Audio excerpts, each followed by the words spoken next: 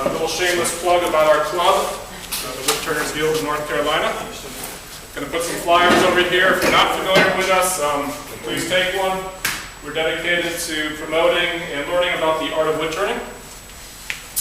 We meet the second Thursday of every month at 7 o'clock, and if you found us here, then you can find us where we meet because we're in the room on the other side of that wall. So please come join us again second Thursday of every month. A couple people, before I introduce Ray, I'd just like to say thank you to for making this all happen. First of all, Chris Berner. Chris raising his hand back there. Chris put a ton of time and effort into contacting Ray, getting him here. There's a lot of logistics to make that happen, so thank you for that. Bob Royce, Bob collected a lot of money. Prior to today, we had 3 days of workshops, and so Bob was the money man, and there's certainly some effort involved in making that happen. Norm Cloutier, he's updated the website, and we've got lots of last-minute additions about what's going on here, so thank you for all your time in doing that. And also Alan Whelan. Alan is where we had the workshop at the last 3 days, so he's opened up his workshop to us to do that. We have 10 people over there each day. He's also opened up his house to allow Ray to stay there. So thank you for that, Alan. Also, thank you to the NC Craft Center for allowing us to be here tonight. Doc? The videos I took? Yep. I just gave to Norm, and he has some plan. I'm not sure exactly what his plan is. We'll get them on the website. For the workshop? Oh, okay. So again, 3 days of workshops that just happened here, and they'll be on our club website, woodturnersguild.com, if you feel like watching 10 people turn for 8 hours. No, just the demonstrations. That's right. Tonight we have Ray Key. Ray made a short trip over here from Evesham, England. He came to us, though. He was up in Minneapolis last week for the American Association of Woodturners annual symposium.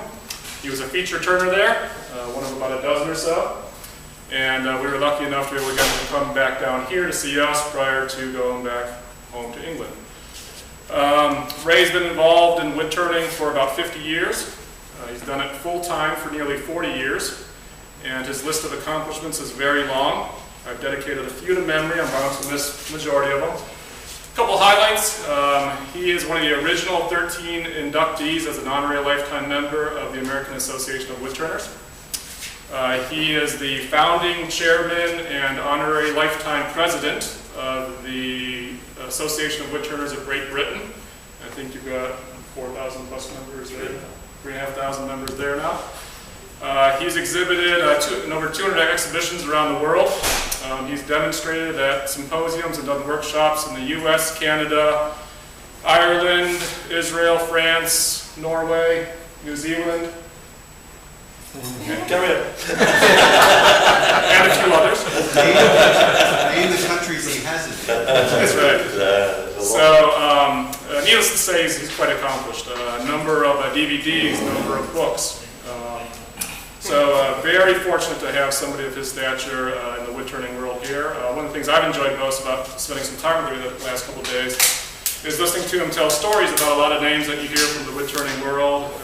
Rudy Osolnik, David Ellsworth, a few other big names, and some wonderful stories about those people.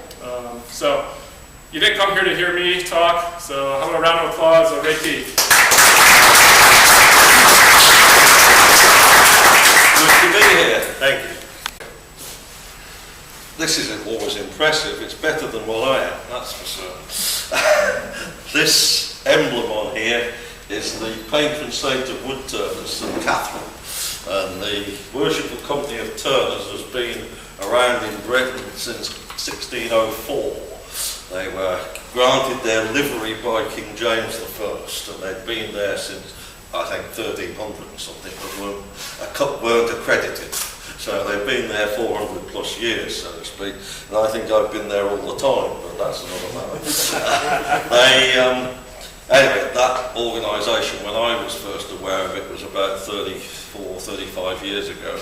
And what you would say was it was a gentleman's drinking club. That was the best way to describe it. Their interest in the craft was pretty minimal, but that has changed dramatically over the last few years, and they are very supportive of the woodturning world these days, and they do bursaries and competitions and exhibitions which now become every 4 years, so to speak, which they call Wizardry in Wood. And a number of the American turners have been involved. Bin Foe was involved in the one in 2008, the next one is Olympic year. So they do quite a lot on there, and I serve on one of their committees, etc., etc. But the wood-turning world of Britain is very different to here. I would suggest that over in this country now there's more work off-lathe than there is by the individual maker, or the gallery type turn is off-lathe work rather than on-lathe work in this country. In Britain, I would suggest the majority of it is still on-lathe, but that means that there is decorative feature, but it's done with spinning cutters, if you will, these Sorby texturing tools and things of this nature. They're not doing it off-lathe particularly. It's still driven by the lathe, if you will.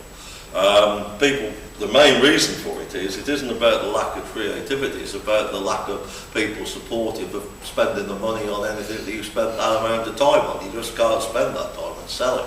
That's the reason for it. The European perception is very much more pragmatic and still into the we want to use it area type of thing. Anyway, I digress.